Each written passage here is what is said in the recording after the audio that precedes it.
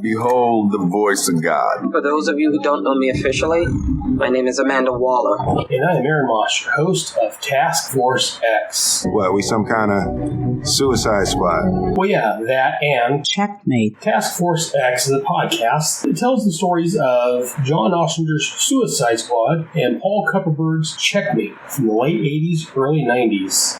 I want to build a team of some bad people who can do some good. And that's what Suicide Squad is. While Checkmate is a team of good people doing some good. My mission here is to chronicle each and every title in all the books that Suicide Squad and Checkmate appeared in during that era. We're the U.S. government. You're going to start a blog and expose us? Well, a blog and a headcast, Amanda.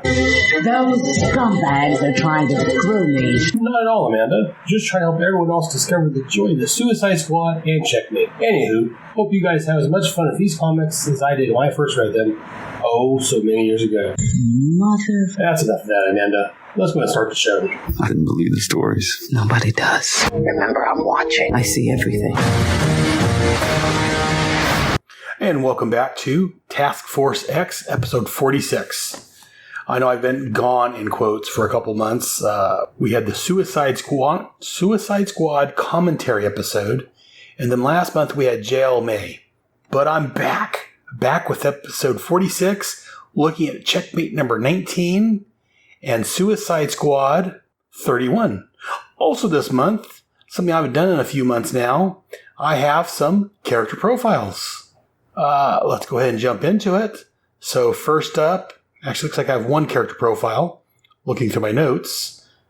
But let's go ahead and first off, let's look at issue 19 of Checkmate. Cover date was July of 1989. The on-sale date was May the 30th, 1989. Cover price was $1.50. The title of this was called The Dead of Night. Written by Paul Kupperberg. Penciled was Rick Hoberg and Steve Irwin. Inker was we had two of them, Pablo Marcos and Alve. Letterer, Justin Moss. Colorist, our old good and trusty Juliana Freder. The cover was done by Gil Kane. And this was edited by Jonathan Peterson. And the synopsis, again, from Mike's Amazing World of Comics, same place I got all the credit information. A night in Moscow is nearly captured while trailing a KGB courier. The courier is being fed information by a mole. Scott Jamieson contacts other Checkmate agents in the Soviet Union to get potential defector Anatolio Krasnov to turn over the courier and expose the mole. However, when the knight makes contact, Krasnikov seems unwilling to defect. Elsewhere, Knight Jacques Renaud, who is believed to be dead, turns up alive in Karak. In Romania, Peacemaker shuts down a black market arms deal. In Colorado, Harry Stein begins the establishment of a new Checkmate headquarters. Our story concludes with a mysterious knight returning to the new Checkmate HQ. So, that's the synopsis. Let's go ahead and go to my thoughts on this issue. As I usually do, we will start with the cover. We get our Checkmate logo on the top. Below that it says One Night in Moscow. And then we see One Night in Moscow in nights. I like that. We get a nighttime scene. We get a knight fighting against some Moscow soldiers, KGB possibly, I don't know. Rifles. He's got a pistol. He's shooting at them. Uses his other hand and is kicking them and hitting baton. Just a great fight scene. I love this. It's just a great cover. Very action-packed, very action-oriented. Like I said, we get this one night fighting all these Russian guys and holding them off pretty well. Of course, again, he's a Checkmate knight, of course. Moving on to the story itself. On this page here, just in case it's been a couple months because, well, you've listened to my JLMA and my Suicide Squad commentary episodes, Harry Stein is catching us up what happened with the Janus Directive. Amanda Waller brought representatives from the Suicide Squad and Project Peacemaker to the old HQ and brought the entire intelligence community into an interagency war called the Janus Directive. Checkmate saw more than half its night force assassinated by ninjas, commanded by Cobra, who was secretly behind the whole affair. And again, Checkmate was successful in destroying the plans for world domination. But the big brass didn't like the way Waller handled herself, booted her from the command seat, and replaced her with Sarge Still. And that's kind of a recap for the whole Janus Directive, which I covered for a couple of months on this show, in case you missed it. Now we find out that since, again, if you were paying attention, if you were listening during the Janus Directive, in Shelby, Virginia, where the Checkmate headquarters was at, that was destroyed. And so now we find out they're in a NORAD base in Colorado.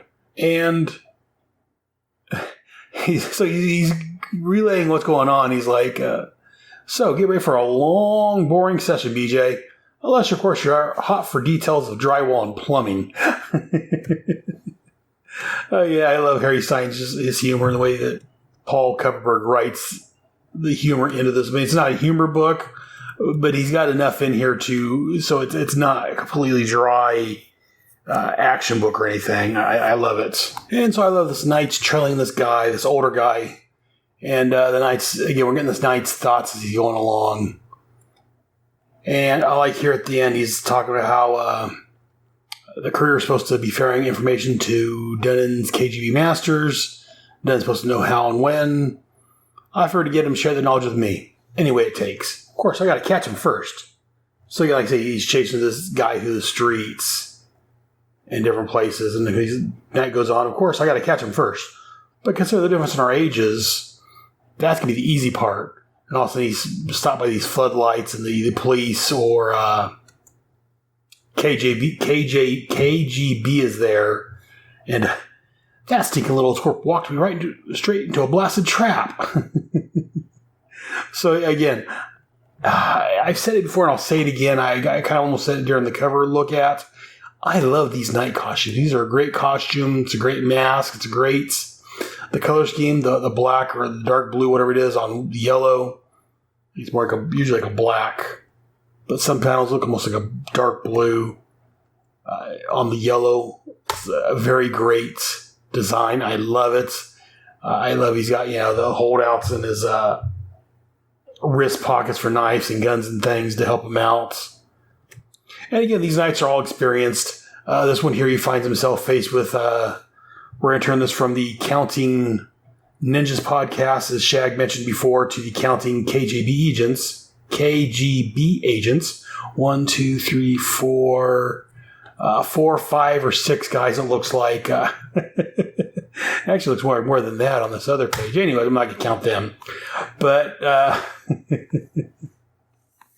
so it looks like it is KGB and State Police, the MVD. So he's taking them all on. He plants an explosive underneath one of their cars. He slides underneath it. And again, he's so good, he's able to slide underneath the cars. He's trying to get away from them, plant the explosives, and slide out without even knowing how long he was down there. And one of the agent, the guy that the Knight was following, is like, this Knight, he is good, Comrade Colonel Popov. He's just one man, Comrade Dunnan. Well, it's just one man, but it's Checkmate Knight, buddy. Don't forget about that. That was my own commentary there. But so the Knight's counting down. He's like, 5 seconds to go. It's not an event I want to be around for. Time to make myself scarce. It's a good thing they left their motors running. It's not a Mercedes, but it'll do. He just leaps into the car, smashes the window, and drives away as the car behind him blows up. And I don't know about full Knight armor, but I know you can leap into a car. A funny little story of mine from years ago, back when I was going to college. I was at a different town than where I lived. I'm cruising down a side street, down near where the comic shop I went to was, Coppa Comics. Moment of silence for Lon and Ann. Anyways, so I'm driving down the street and all of a sudden I hear, "Hey, yeah!" What? And all of a sudden my friend Bop, I've talked about before, Billy, jumps into the side window of my mom's station wagon. Lands in the seat right next to me. What the heck? So I know you can if you're good enough, because again, Billy wasn't that good, but he was able to do it. So if Billy can do it, I am sure this fully decked out Knight can do it. Left right in the car. It was hilarious. So like, what the heck? Luckily here the Knight jumped to a car that was by himself, but he took off as the explosions gets going. And again, I love the explosion here on page 6. And I love it when the books are numbered. It makes things easier to talk about. The car is pulling off the Checkmate driving. And just behind him, the car is exploding. We see soldiers and these guys just being thrown all over. It looks like he maybe hit one of his car. He's cruising down the street. Cop cars pull in front of him, trying to block off the street. He just racks into him like it's a pinball machine. I like that. Uh-oh, more trouble. Backup units trying to block off the street. Tell them all. I ain't moved to play. And then we cut over to Crack, where on the street market, we see this well-dressed white guy strolling down the street, and he hands a note to one of the guys behind the stalls. It says, "Night to pawn 3. Check." And the white guy pulls down his shirt collar, so he's got a bandage around his throat. "Oh, you thought like you cannot speak. Perhaps we will need others to interpret for us, huh?" And so the guy behind the stall clicks a little thing with his foot that shows buzzes downstairs. And we find out that one of the guys monitoring this sees that this is one of their knights. It's supposed to be dead. And we'll get more on that backstory later. And then we move on to another part of the story. Again, I've covered all the synopsis. I'm just going to mention it briefly. We're back at the Moscow headquarters of American food-owned Tucker Foods International, where we get some messages going back and forth. And again, the only reason I'm bringing up this top of page 9, we get this one guy. His name's Jerry Wilson. And it looks like they've got something bad going on for Checkmate, because he's talking with the guy that came into his office, Mr. Blake. And they're talking about how they're running their own anti-surveillance device. And this Jerry Wilson's like, better safe than sorry when Checkmate's concerned. Which lets us know, if you're not quite sure, that these are the bad guys. I don't know if you need red flashing lights on them or an arrow or whatever, but these are the bad guys. And let me see. Blake hands Wilson a dossier on Anatolio Krasnovic, as I talked about earlier in the synopsis. And they talk about it's print on flash paper. And I just talk about this part, because the part here on top of page 9. Jerry Blake, after he gets done reading the file, he uses a lighter and catches the paper on fire and tosses it in a trash can. In the top right corner, we get, in my non-expert opinion, I'm not an artist, I just know what I like.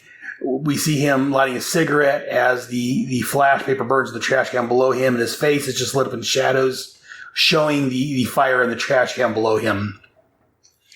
And if our buddy Jared, the art cell artist from my G.I. Joe podcast and also in the Long Box Crusade, if he was here, I'm sure he would have some comments about this, because maybe he would. I don't know. But I think it's just a great image. The shadow, the way it's showing the top, it's lighting up his head like it would be. I don't know. I don't know. Again, there was multiple artists on this, multiple inkers. And you know what? Thinking about it, I'm sure a lot of this, it is the inker, it's the artist. But I'm sure it's also the colorist, too. Juliana Freder, she does a fantastic job. Most of the time, colorists don't get a lot of mention. It's usually the inker or the penciler that usually gets most of the talk about them. But you know what? I usually talk about how I love the artwork on this book. I'm going to give it up for Juliana Freder. She does an excellent job on this book. Great job, Juliana. Thank you very much for your excellent work on this book. It's just fantastic artwork. I'm coloring. Coloring on this is fantastic. Especially to me, it really shows really well in this panel here. Out of everything. But maybe just me. And then we got the Checkmate KGB headquarters. And we get this colonel talking with a comrade Krasnovic. I'm really mispronouncing his name because I don't do well with foreign names. Russian names I'm going to butcher. But again, we find out a little bit, that since the Janus Directive, Checkmate's become a little bit more to the public knowledge, or at least to the maybe not public knowledge per se, but to the knowledge of the different governments. And they suspected they've had a night in Motherland in Russia. This confirms it because they have proof. They should have got a picture here of the night just decking their people. It seems like you may want to burn that picture the way he's embarrassing your guys. But anyways, and so Kraskanov says he wants to get the knight alive. Maybe they can build some information on this unknown organization called Checkmate. And as Colonel leaves, Krasnovic pulls out a picture and says, "That will be everything." As he looks at the picture of a woman and a little child, as they say, the plot thickens. And again, I haven't read this or reread this series in years, so I don't remember if they pick up on this, but I'm assuming they do, because, again, there's a whole panel devoted to this this mother and daughter, I'm assuming. Anyways, we move on. We get Blackthorn in the park. Again, you can't tell it here, but Blackthorn is hot. And again, this book, as I talked about in the synopsis and that good stuff, came out in May of 1989. That's clearly known by this guy here on page 11 wearing a Batman t-shirt. Looks like a Batman t-shirt. Maybe I'm reading too much into it. Could be a squiggly mark, but it looks like a bat symbol. Again, this was May of 1989. That was the same month that Michael Keaton's Batman came out. I remember going to that movie myself with my buddy. We drove up early, got tickets, had an hour or two to kill, so went by the comic shop, picked up my weekly comic books. And again, I was full-blown comic addicted, buying almost everything that came out. And then we were going to go back to the theater. My car broke down. So we ended up walking back to the theater. Actually, I'm trying to remember now. I had my car taken to Pep Boys. And I think from there we were going to rent a car, but you had to be over 21. And we weren't that old yet, or 24. So we had to be older than we were. So we ended up walking across town back to the theater. We made it in time, watched our movie, walked back to get my car. We got fixed. I forget what it was now, but fun times. It was an enjoyable day. Anyways, we're not here talking about Batman. We're talking about Checkmate and Blackthorn. And so I think it looks like the guy she's watching, that Blackthorn's watching, is actually our Batman fan. So she's watching him. And again, we get a little bit, she's watching, she's his dad and his daughter buying some ice cream.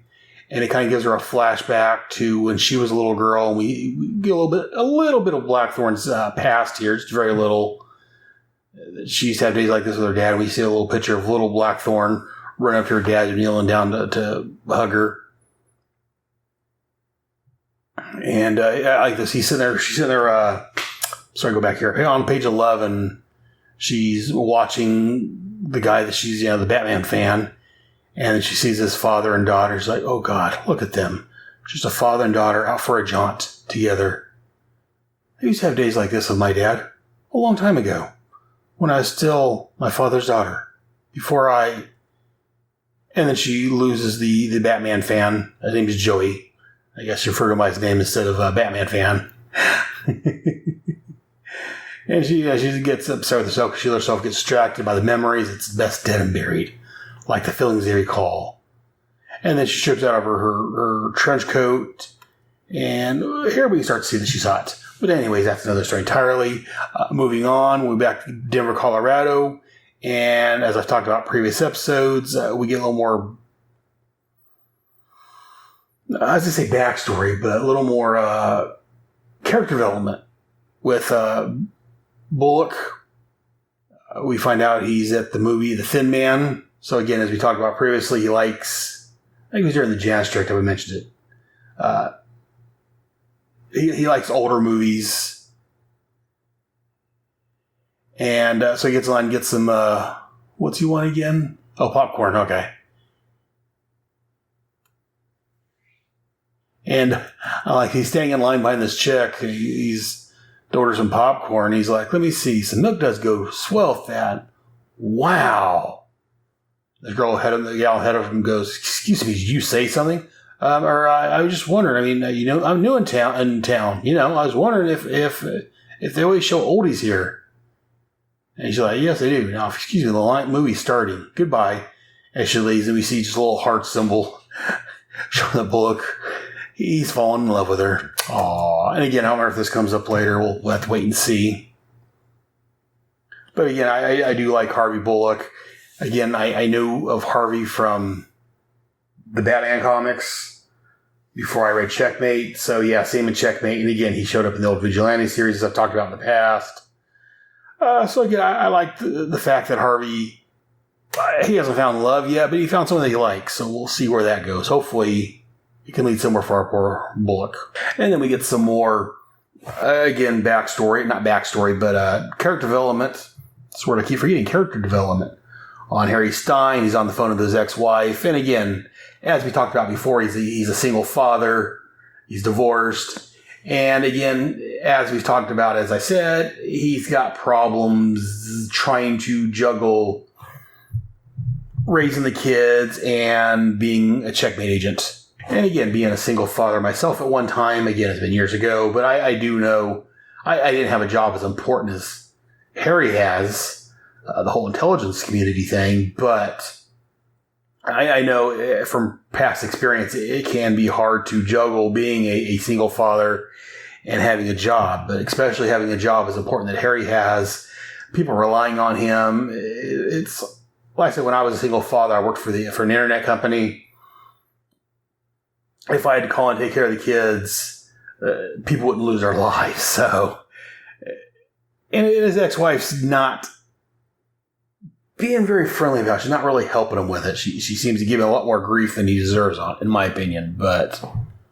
And I do like, he kind of comments, he's trying to think that, what does she want from me? I'm doing the best I can. If I knew what she wanted, maybe we wouldn't got divorced. Except she does have a point. But how the hell was I supposed to put the janitor director on hold while I took the kids to a ball game? And again, like I say, he's got a lot going on. He's not just doing it just to play sports with his friends or cards with his friends or anything, or to go work at McDonald's. He's got a job where he's got people relying on him. He's got, not just people, the country is relying on him and the job he does. So it's a hard place he's in. I mean, yes, your family is very important. Your kids are the most important thing to you, speaking as a father. But you've got to juggle that with the fate of the world. That's a hard juggling. So I feel for Harry in this instance and what he has to deal with. So, and then Harry finds out here that the guy from earlier, Jacques Renaud, we find out that he was one of the ones that was supposedly killed by the Cobra's Blackadders or ninjas in Checkmate 17. And then our story moves ahead a little bit. We catch up on page 17. We catch up with our knights in Moscow as he's taking the place of a guard. And the director from earlier is telling the knight, he wants to be headed straight home. And the knight's like, very well, call my director. The director's like, it's a very lovely night, isn't it? I love Moscow at night. The streets deserted, so silent. And the knight's like, I couldn't agree more, Director Krasnok. Let's not do anything to disturb that tranquility. He removes his hat, and we see that it's the knight. He's like, well, who are you? What have you done with my driver? And I don't know if the knight's just very good with voices. The knight's good with voices, or if it's got a voice translator in his voice mask or something. How he's able to fool the director with. But then again, the director is a high up power muckety muck.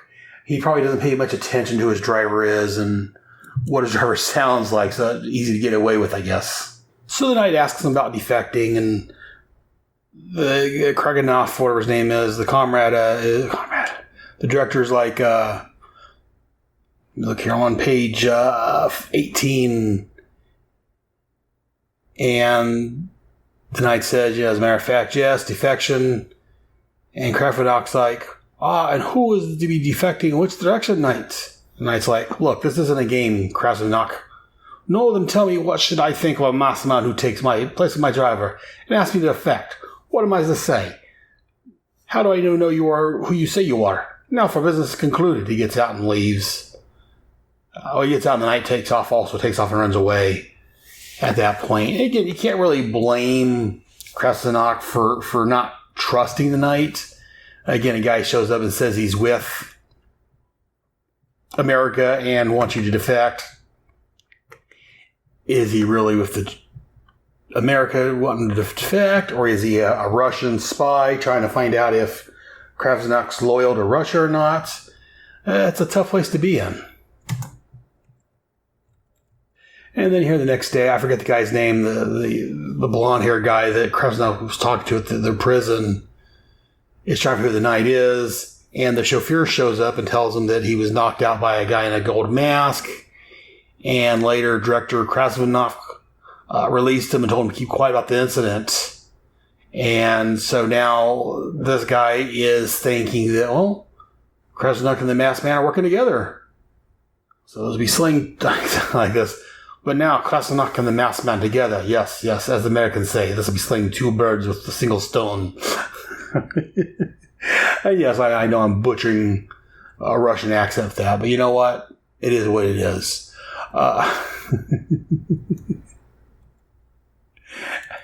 And then we cut over on the next page 20, to, I can't pronounce that, Romania. Someplace in Romania. Got these guys working out in this field, and all of a sudden this barn just explodes. And we see the Peacemaker fighting a couple different guys. One of them tries hitting the head with a stick. A large stick tries to hit Peacemaker in the head, but it breaks on his helmet. I like this. They're fighting, and one of the guys like, hurry, Vlad, I cannot hold him much longer.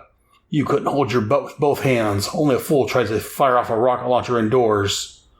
And the other guy's like, this should keep him quiet.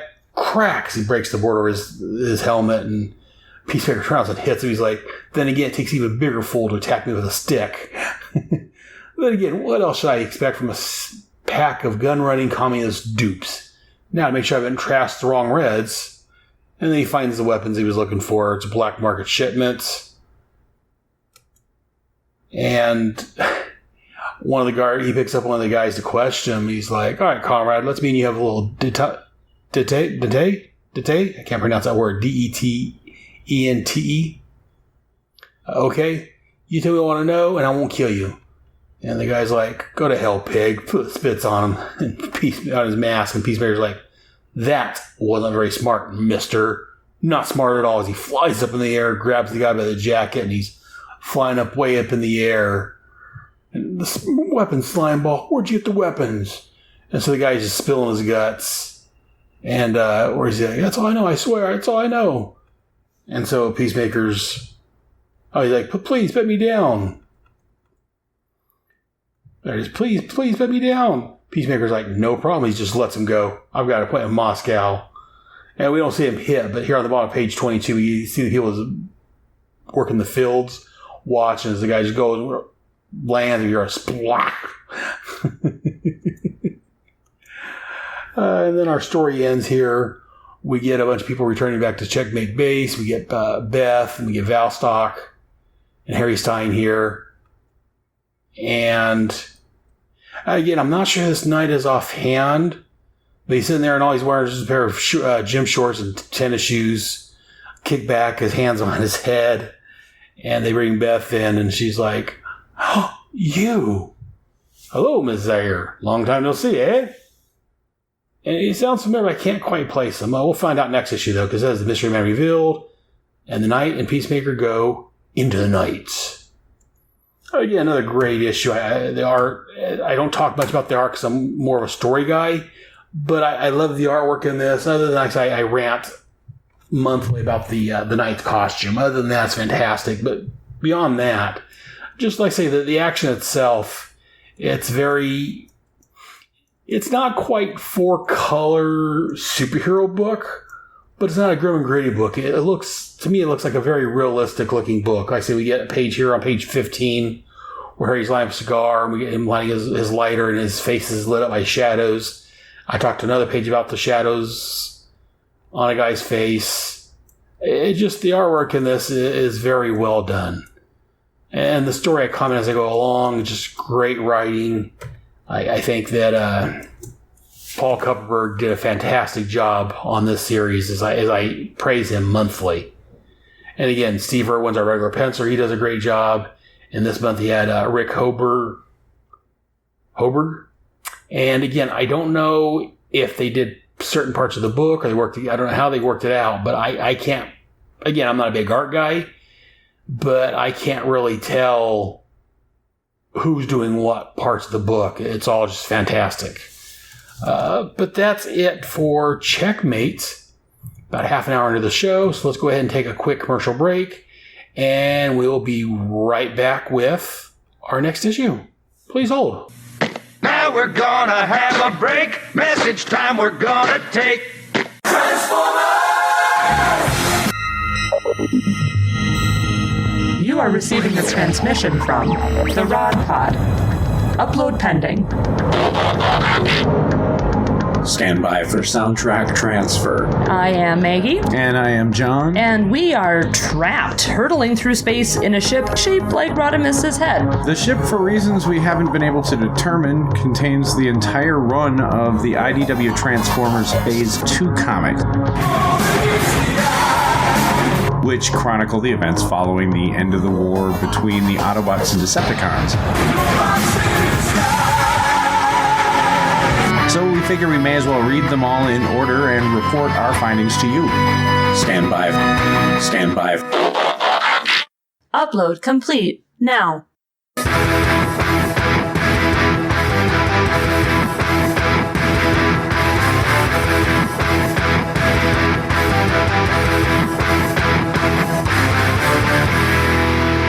The Rod Pod. Look for us at marriedwcomics.libsyn.com, at iTunes, at Stitcher, or wherever good podcasts can be found. So, till all are one. Till all are one.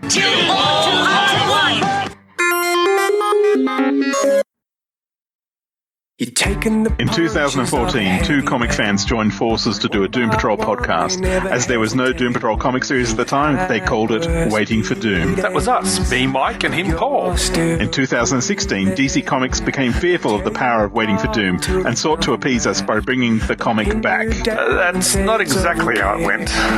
In 2018, terrified of the sheer horde organizing power of Waiting for Doom, DC Universe announced a Doom Patrol TV show. I think they were planning that without us. In 2019, they again brought back the Doom Patrol comic, hoping we would not smite them. This makes no sense. In 2021, they realized we were the most unstoppable force in existence and released the Doom Patrol movie. This is pure fantasy now.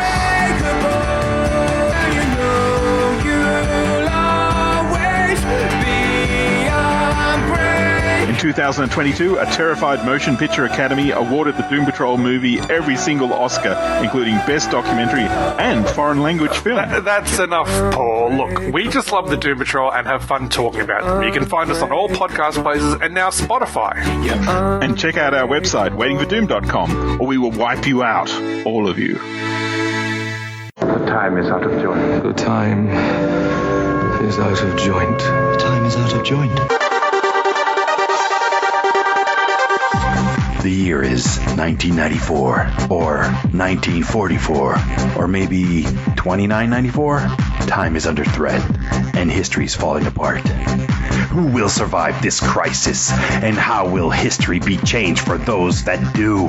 0 Hour Strikes takes you back to that DC Comics crossover and covers the entire story, issue by issue, tie-in by tie-in, as the DC Universe goes down to zero.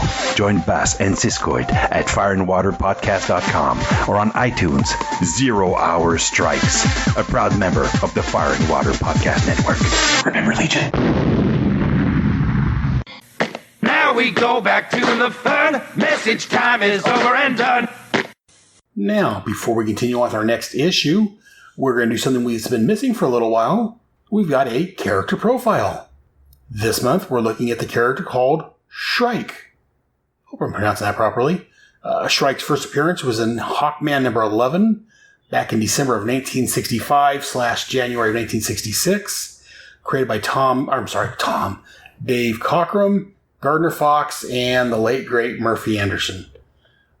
The first one was Toron Toss, who is a superpowered orphan from the highly advanced planet Moronon in the distant Mizar system where everyone has wings. Apparently, this was only a one-issue character. The second Shrike, which I'm more concerned about, was Vanessa Kingsbury. Vanessa Kingsbury was an escaped mental patient who was empowered by the Overmaster and joined his original cadre. Shrike used her ability to fly and her powerful shriek in battle against the Just League of America.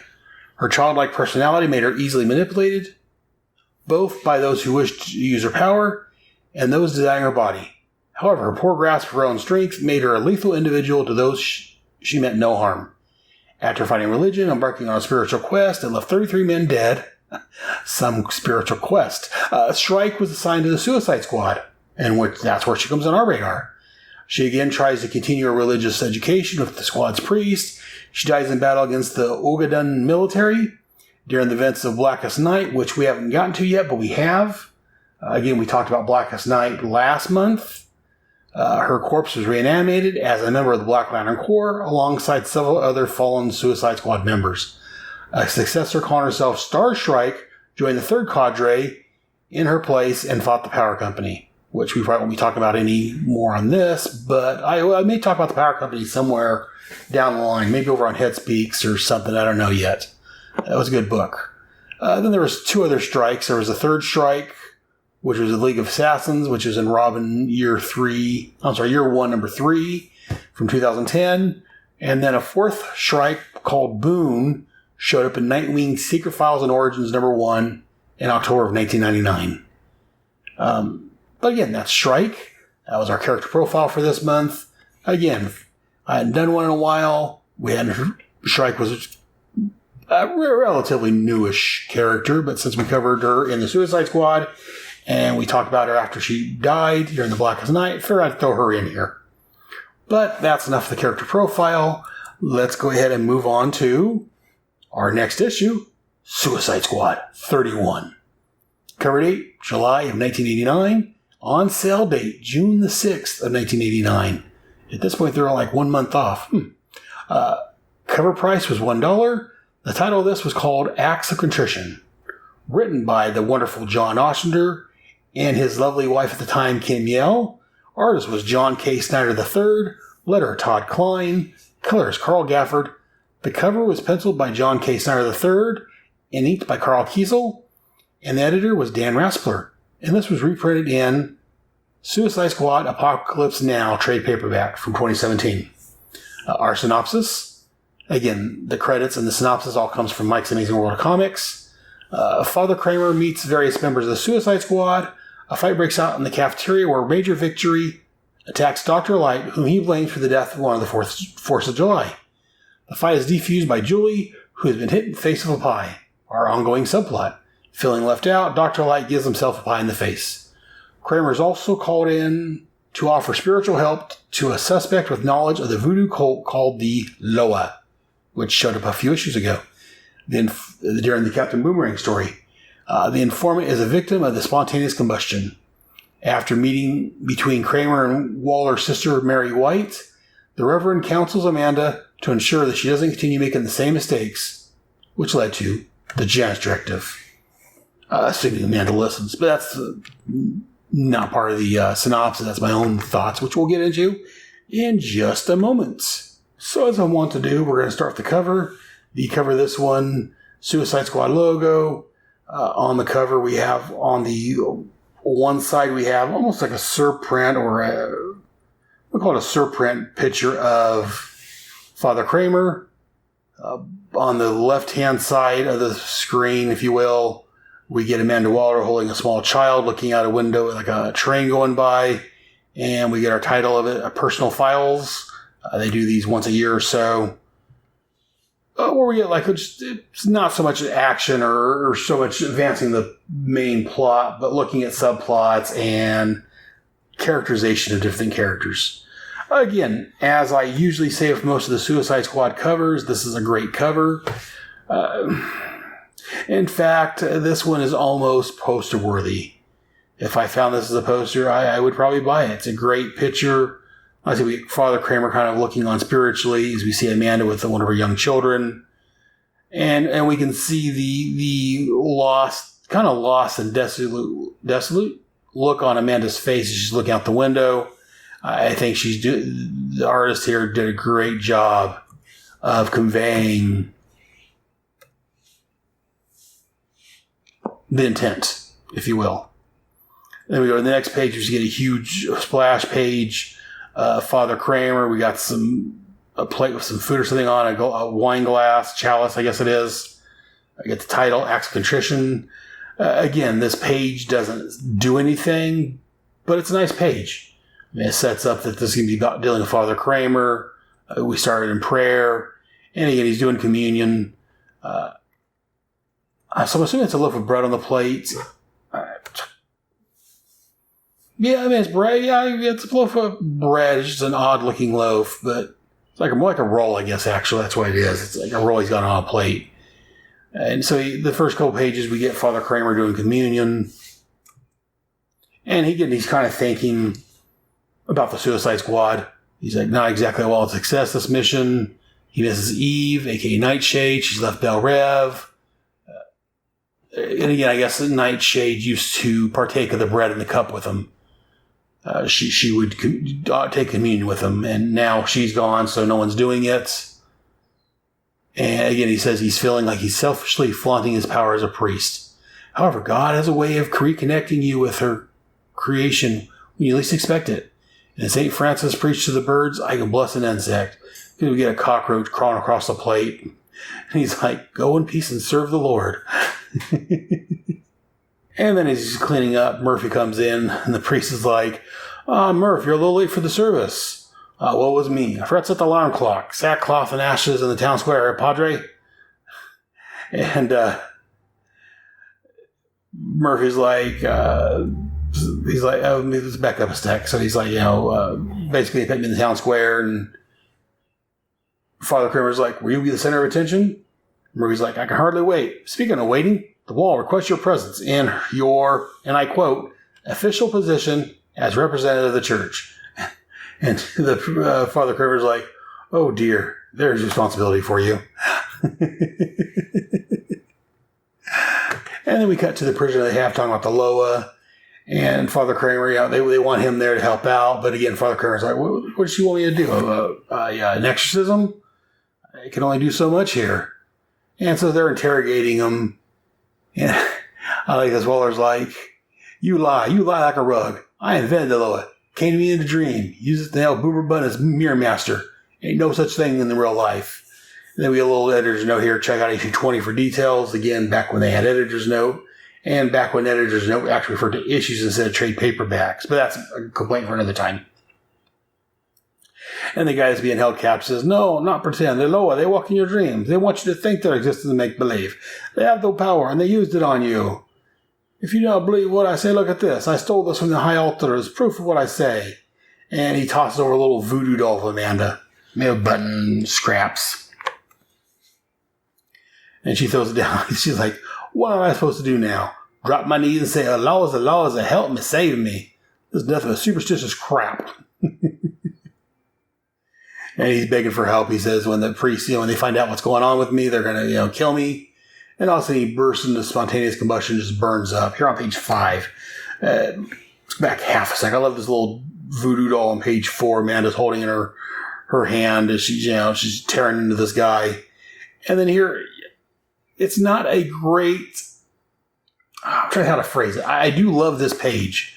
It's not a great scene of him burning up, but it's a great picture because it's not clearly, in a normal superhero book, I think we'd actually, come back a little bit and we'd see flames coming off of them and it would be a little more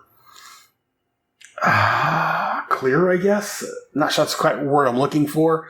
But here we got a close-up of this guy as he got his hands in front of him, pleading for help. And we see his face just like yellowish, orangish.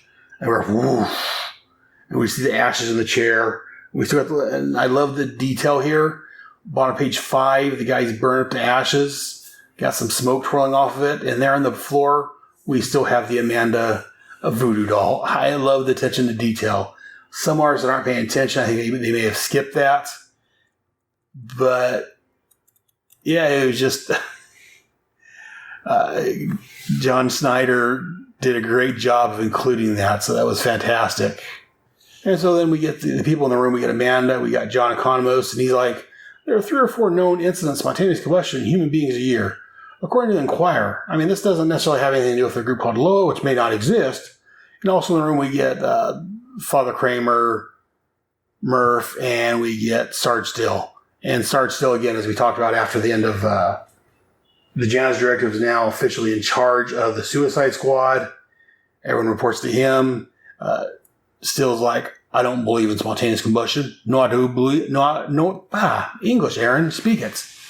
I don't believe in spontaneous combustion, nor do I believe in a voodoo mumbo jumbo right now. Though I do believe there's an organization out there called the Loa. Start looking into it, Waller. And Waller's kicking. I don't know if it's the doll or part of the remains. I'm not sure what she's kicking there. And again, we get, since this is Father Cramer's story, we get his thoughts here. He's like, as horrible as the man's death was, what was worse in my eyes was Amanda's reaction. All she cared about was her recent demotion, that she no longer controlled the squad. And again, as we talked about before, Amanda does what she believes is right. It may not always be the right thing, but she believes it's in the right. And while again, a lot of people want to portray her as a villain. I don't like that portrayal. She's not a villain. She does bad things sometimes for the right reason, which again doesn't make her a villain in my opinion. But she does like power. She does like controlling the squad. And again, as we talked about with her origins in the past episodes and issues, I mean, she came from nothing. Half of her husband and half her kids were killed. She worked herself up, and I think part of the reason that she wants to have this power, she doesn't like not being in control and not being powerful, if you will, is that she's lost half of her family. She feels she needs to have that control to be in control. If someone else is calling the shots, she's not in control, and she can't guarantee things to go whether she wants to. So while being power hungry and wanting the power is not always a good thing, again, and maybe I just like Amanda too much, but I don't think Amanda wants the power for the sake of power. She wants it to make sure nothing bad happens again if she can help it. And again, it's kind of, and maybe I feel for Amanda because I'm kind of the same way at work. Personal story time. Again, as you guys may know, I work for the IRS, the Internal Revenue Service. And here a couple years ago, I was managing the clerical unit in the 1040X unit where I worked. The 1040X is the amended returns. If you mess up on your return, if you get a child or some income, you'd send an amended return. That department handles that. Anyways, I was working the clerical unit, and there was reports I had to do. And on the reports, I'd say, we'll be at this day, and we'll get this many returns out. And when I first started doing the reports and sending the emails out to the higher-ups, this went to all, the director and a bunch of other higher-ups and headquarters, I would kind of hedge my bets, and I would say, well, we should be here, or, the examiner should be doing this. And my department manager, which was my direct manager, she pulled me aside. She's like, when you do the reports, you need to take more control of it. You need to be, we will be in this. And I'm like, well, and I explained to her, if I'm not actually doing the work, I don't like stating things outright. This is where it's going to be if I have no control over it. And she's like, well, that's one thing I get over. It's, that's the way the things work here. So I had to learn to adjust. But, and then also there was reports we had to do, and we wanted to try for a while because I was on days, I had my swing counterpart do some of the reports, which I didn't like because, again, if I'm responsible for them, if I do them, they're right or wrong, and it's my responsibility, and I'm doing it right or wrong. If someone else is doing the reports, I can't guarantee that they're correct, which kind of bothers me.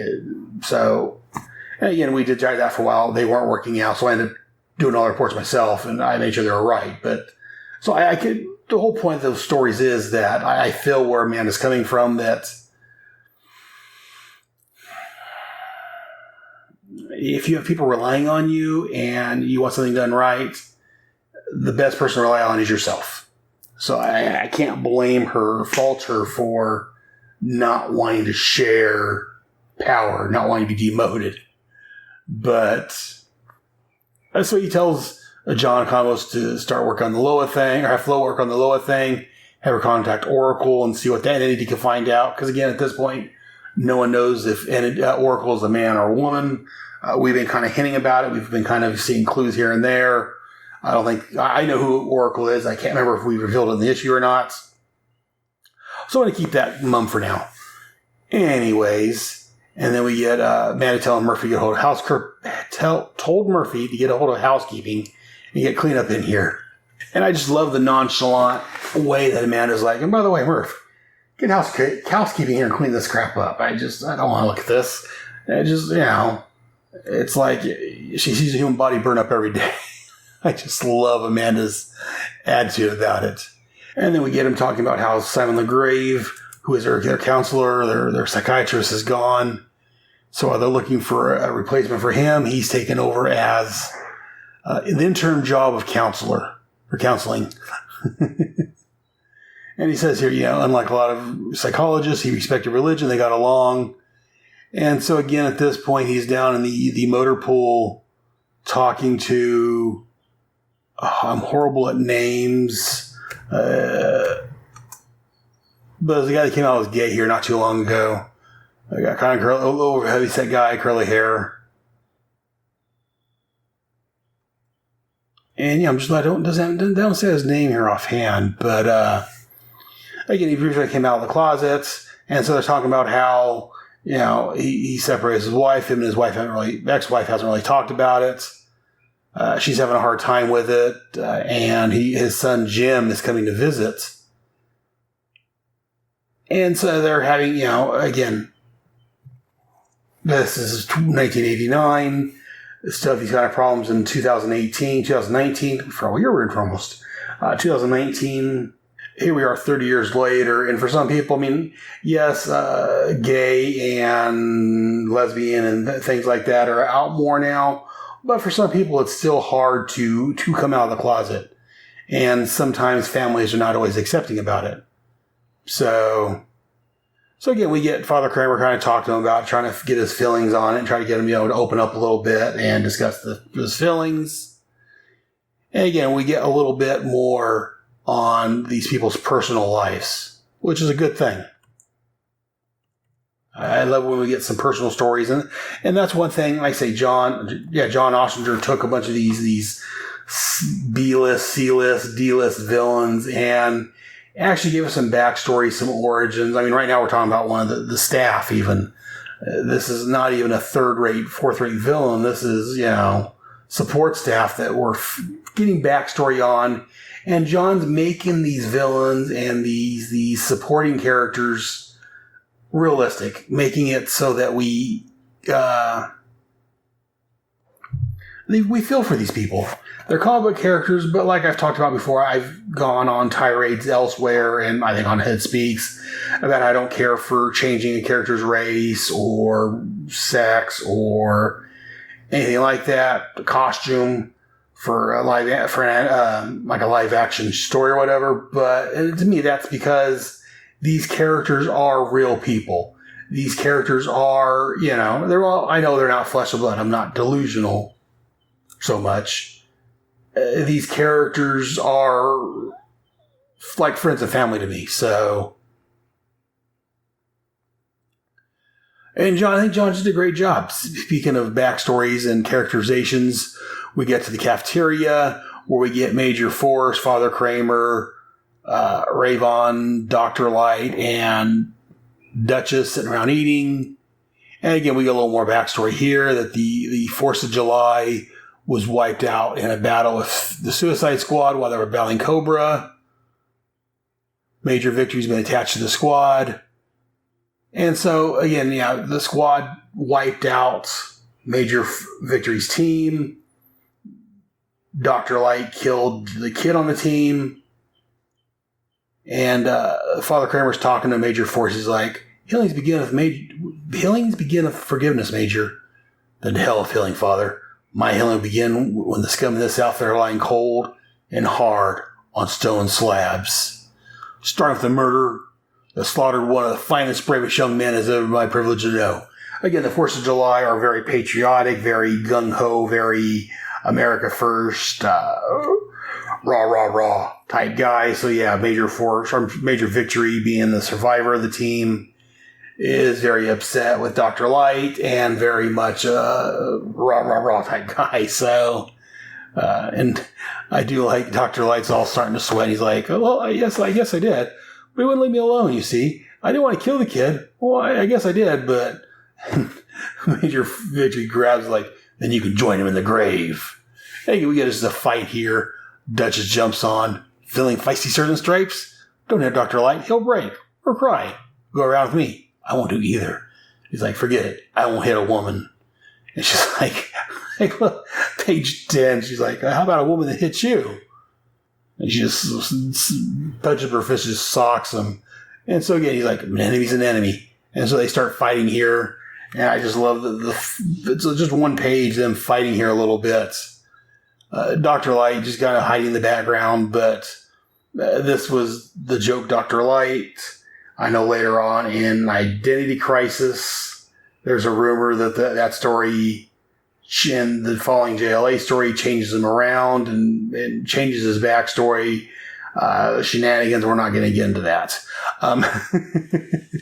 But as they're fighting, Father Cramer's like, they'll kill each other or get some help.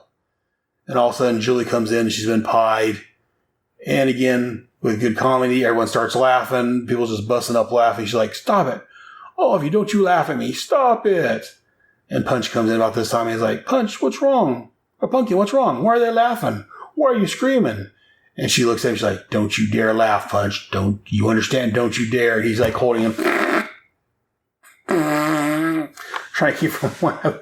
And I love the fact that that for Major Victory and Dutch were beating the crap out of each other, and all of a sudden now they're both just standing there laughing because Julie's got a pie in her face. And Dr. Light's like, I don't get it. Is this some sort of initiation? If it is, why haven't I gotten one? Does anyone like me? And again, he's very, very concerned about how people feel about him. And we'll get more Dr. Light in his origins. Again, I did talk about Dr. Light origin over on the Secret Origins podcast with Ryan Daly here several years back. If you missed that, go check it out. But we will talk more about Dr. Light, and there will be a Dr. Light solo issue. Probably, I forget what it is now. Several months, probably like 6-8 months down the road, I believe it is. But so Dr. Light kind of sulks away, upset that, no one likes him. Boomerang comes in and sees Punch and Julie fighting. And he's like, what's all the bloody noise? Who's got going on me? And Julie's like, go ahead, laugh. Everyone else is. And Captain Boomerang's like, oh, you poor darling, that mad bastard's gotten to you too, has he? Because you remember earlier on, a couple issues ago, Captain Boomerang got pied also. So he feels where Julie's coming from. And he's like, wipe those smiles off your bleeding gobs. You make me maggoty, a lot of you. You would be snickering if you'd been hit one of these bleeding things. I swear I'm going to find the mad bastard who's been throwing these things and when I do. And now Punch is getting upset that Captain Boomerang's kind of making the move on his wife. And he's like, get your hands off my wife. Push off. You do your job by the sweet young thing. I wouldn't have to comfort her, would I? And again, we know, anyone that knows Captain Boomerang knows he's not a nice guy. He's not this sweet, caring, sensitive human being that seems to be in front of us. So anyone that knows Boomerang knows he's up to something. And again, they start fighting over her.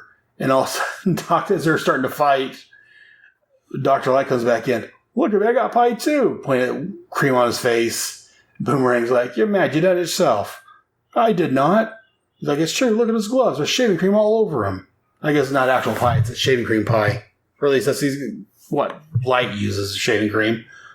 And everyone's like, look, he's got shaving cream all over his gloves. He did it, he pied himself. And it's like, no, I was pied. I really was. I was. Everyone's just laughing at him. This is great. Again, Dr. Light has been a joke of the DC Universe. He started off fighting in the Justice League and was demoted to the Teen Titans.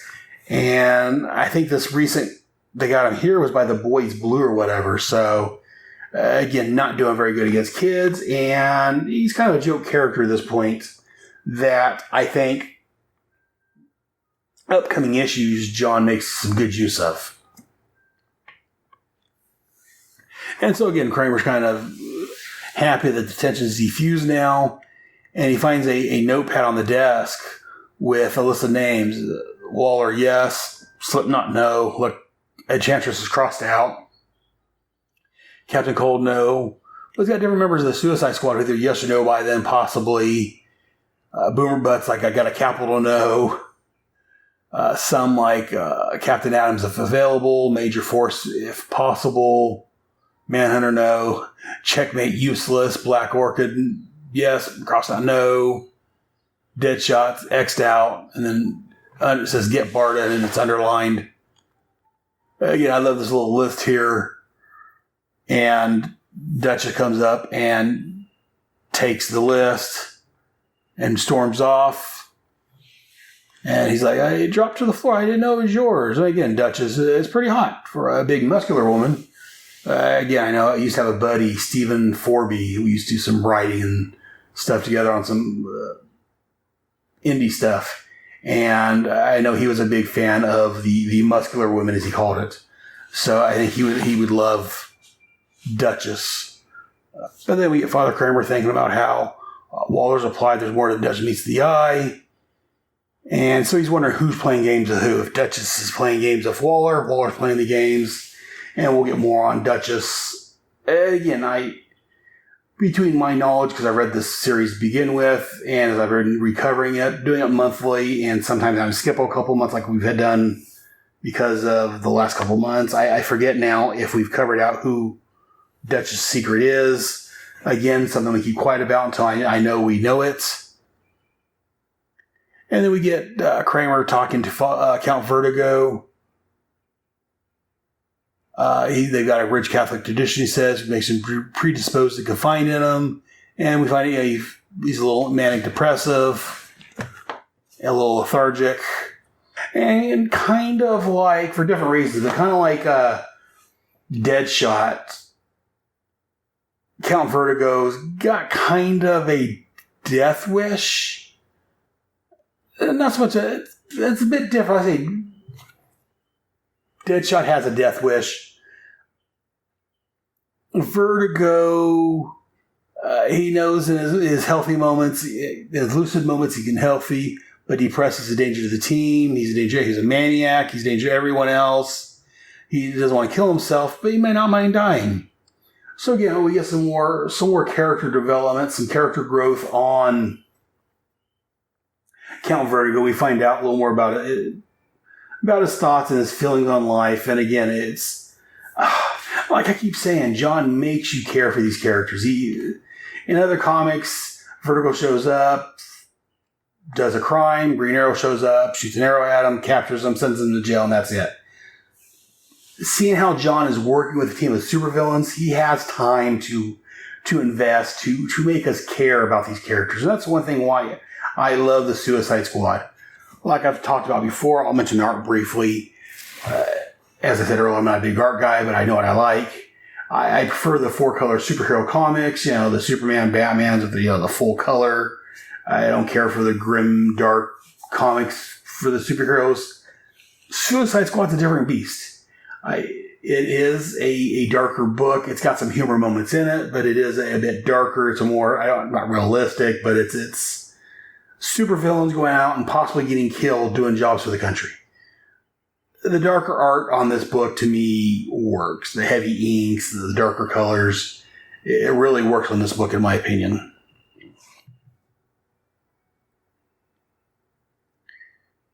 And again, we find out that Amanda's sister Mary came in to take care of the medical issues, medical facility. Since Karen Grace died, Karen Grace was Rick Flag's former flame. We've talked about her briefly. We talked about her dying during the Manhunter, or during the Millennium storyline. But, and again, so they're talking, and Mary is a no-nonsense, straightforward gal. She's pouring some whiskey or some sort of alcohol in her tea, it looks like. And she's like, care for some reverend? Pastor? What'd I call you anyways? Father Cramer, or Father. I've been known to hey you. And I drink my tea straight, thanks.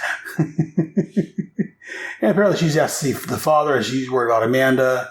As we talked about, she says she's raised Baptist, but she knows he's a good man, a good counselor. And again, Amanda's taking too much on, and Mary's afraid that Amanda's going to kill herself taking on too much work. And we find out here a little more about Amanda. He shows us a picture of Amanda and Mary when they were kids. And here's a rare picture. We get Amanda Waller smiling and happy. The next picture we see, again, and we talked about here, I talked a little bit of this earlier, that Amanda at an early age decided that unless she could make her do something, she didn't have to do it, she wasn't going to do it. And she wasn't going to listen either. And she said, I learned a lesson our folks never did. You don't fight Amanda. You give her his her own medicine. She doesn't like that too much. And they said she was rather a sweet thing up through her marriage. It shows a picture of Amanda and her husband and all their kids. And again, we find out there's 3 dead, 3 still alive. There's Coretta, and the girl changed her name to Sirith when she started modeling. Said she wasn't going to live by no slave name. It's still Coretta to me, though. And again, I could talk about that. I mean, the whole slave name thing I think is kind of BS. But again, I wasn't raised as a black kid in some ghetto, so I got different experiences, but I won't get into that. That's not what this podcast is about. Then we show here kind of, these aren't in detailed pictures, but we got some quick little images of Amanda's family being killed, leaving her with just 3 kids to raise by herself. And we find out that Amanda had to go on welfare. Now he says here, the welfare isn't free money, Reverend, no matter what they tell you. It costs you your pride, your dignity. You should be lectured by white folks who hated their jobs. Jobs Amanda would have had in a second and be glad to have. So again, Mary found her, offered to take her in, but again, Amanda is a very proud woman. She doesn't want charity even from family and friends. And I don't want to, like this here, she's like, no, I ain't taking no more charity. Not from kin, not from friends, especially no damn government. Taste of rots in my mouth. I'm going to get me power of my own life, and heaven help the one to try to take the power from me. And again, that's what I talked about earlier. That's kind of why Amanda didn't like being demoted. She likes to be in control of the Suicide Squad. She likes having that power. And again, Mary says she's kind of afraid that trying to get the power that she wants is going to kill her. She's gone as far as she can. And Mary wants the father to try to talk to her and try to help soothe her if he can. And as the Father Cramer goes walking down the halls, we are splot, and Dr. Light comes out, oh my God, I've been pied, for real. And Kramer's like, oh, so I see. No, you don't see. No one will believe if I didn't do this myself. This is useless. Worse, it's humiliating. And so Light was upset that no one pied him. Now that he's been pied, he's afraid that no one's going to believe he was actually pied. He didn't do it himself, so he tried it once. Kramer's like, there's no pleasing some people. And again, so Cramer ends up in Waller's office, and they talk a little bit. It's like, I'm concerned. You've had a rough couple of weeks. How do you feel? None of your damn business. Making the wrong decisions will influence lives. How you feel will affect those decisions. No, they won't, because I don't let them. I never let them. I look what has to be done, I do it. And he's like, that's untrue. People here call you the wall, and you let them because you like it. You like the image, but it's false. You have emotions like everybody else. And we see, you have emotions like every human being, but you sublet them, and that affects your judgment. Got me by so far. It did until the Janus Directive. And then your method failed. And I think I know why. And he says, she surrounds herself by people who will act as a natural check and balance. The Grieve, Nightshade, Flag, and our sisters kind of help keep her in check. He's telling she knows that she's afraid she's going to go off, and that's why she needs someone there to counteract her if need be. Keep her honest, as he says here. And since by the time the Janus Directive rolled around, most of her support team, the people that hold her in check, were gone. So she made some bad calls. And she's like, so what do you do now? Surround yourself again with people who put brakes on you, or learn to put brakes on yourself? She's like, I think on something. Now, if you don't mind, Padre, I'm hip deep in paperwork and let get done come for Judgment Day. And again, he says here you're required to be an optimist, and he thinks you will. And he takes his small victories. Again, the Nexus Fatal Rescue. Again, great issue. That's where the story ends. I love these little personal things. There's no big danger, no big mission going on. It's leading up to a big mission. In fact, I think this starts looking here real quick. I'm not sure offhand. Anyways, looking through the letters page, they talk about a Nightshade miniseries been under discussion since they had her quits. They're waiting on a proposal from Kim Yell. They'll be off and running. Vixen was recently in Animal Man 10 through 12. And a Bronze Tiger Secret Origin is in the works for later this year. The Bronze Tiger, I don't know, it may have shown up in here. Again, Vixen was in Animal Man. I may be talking about Animal Man at some point, either on its own or on Head Speaks. Again, a lot of ideas for different shows. Another letter talks about people dying and stuff, and they're like, with Shrike dying and Nightshade quitting the same issue, you might say the Suicide Squad has lost its soul.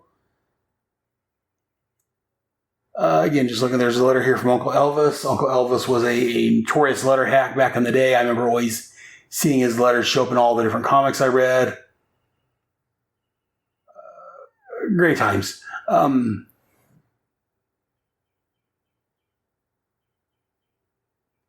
I'm just looking at the coming attractions of the next issue box. And yeah, I think next issue is when Duchess starts to make her move, and that starts to lead into a longer Apocalypse storyline. Also, there's a mention of Grant Meanham's work over on Manhunter. At this month, Manhunter's on issue 15. Again, for more on Manhunter, check out my Starman Manhunter Adventure Hour, where I'm just wrapping up the Mark Shaw Manhunter with issue 24. But that is the Suicide Squad and Checkmate comics for this month. Both great books. I enjoyed them. Again, they both, they're tied in together, so I'm covering them, but they're both looking at the intelligence and the spy community from different angles, different looks at and different takes. The Checkmate is more of a colorful, realistic looking book, where, as I've talked about, Suicide Squad is a darker,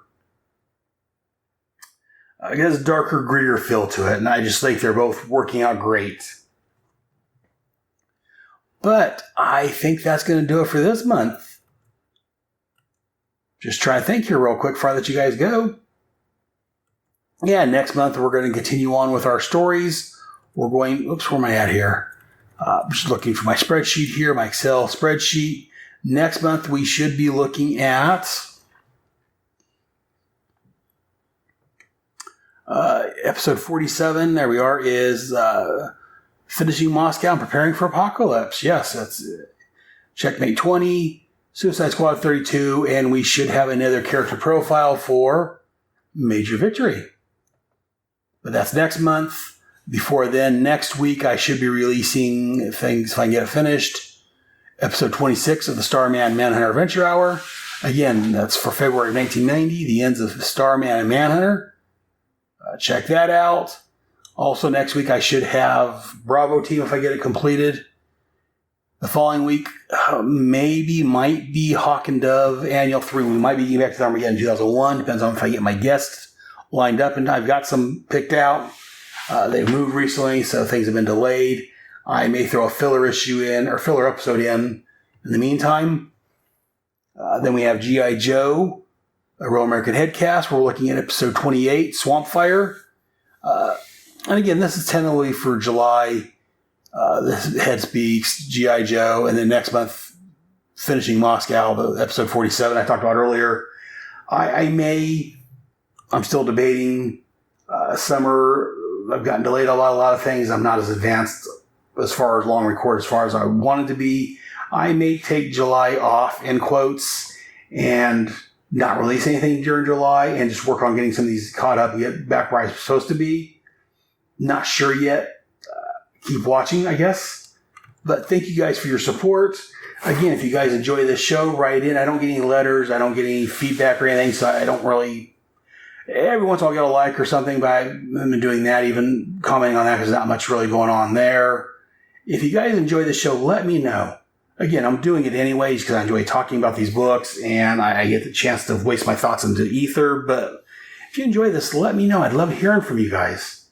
You can send an email to taskforcex@headspeaks.com. You can look for Task Force X on Facebook.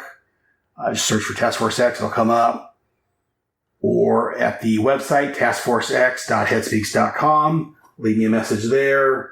Let me know your thoughts. Let me know what you think. Go to Apple Podcasts or Stitcher. Rate my shows. If you love it, give me 5 stars. If you don't, give me less, whatever you think I deserve. But let me know what you think. Let me know if you give me a 1 star. Let me know why. I love hearing from people, and anything I do to help improve the show, I'm going to try. Because, again, I want this show, while I'm going to be doing it anyways, I want people to enjoy this show. Also, I haven't really done any formal announcement on it, but I do have a Patreon page up. Patreon.com, I believe it's /HeadSpeaks. Again, I'm not very good at this. I'm sorry, it's patreon.com/headcastnetwork. That's what it is.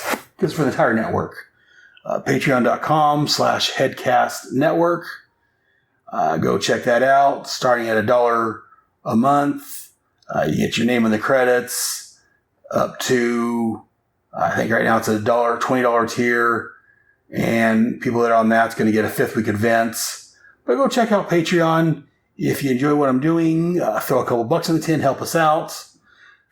Otherwise, like I say, leave me some feedback. Let me know what I can do to improve.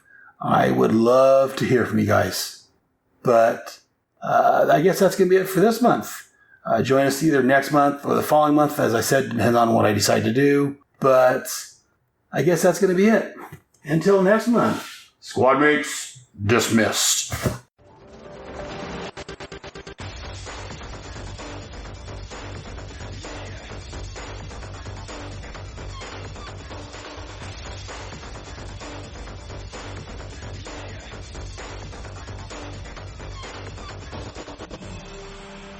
Thank you for listening to another great episode of Task Force X.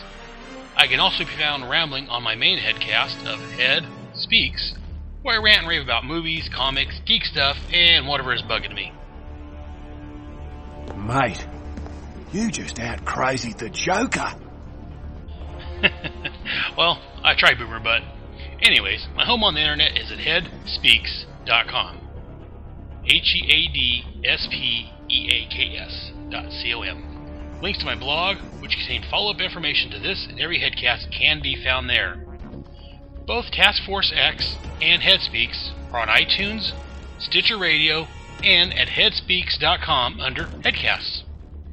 Please feel free to email me any questions, comments, or concerns to taskforcex@headspeaks.com.